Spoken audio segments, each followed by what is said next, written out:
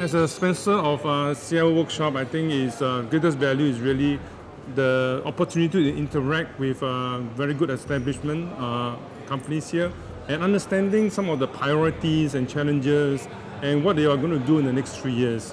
So in the space of, for example, cloud or AI, I think there's really a lot of other opportunity that we can help them and to grow with them in the next few years. As we are coming from Singapore, it's natural for us to see what Singapore is doing versus what the technology company in China is doing.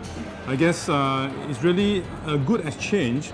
And for example, when we are at Tencent yesterday, interestingly, we feel that they have a very robust platform. And I guess it's really something that we can learn and see how we can replicate that in Singapore. All right, barring all these policies and constraints that we have, but I think it's really something that is a good takeaway for us.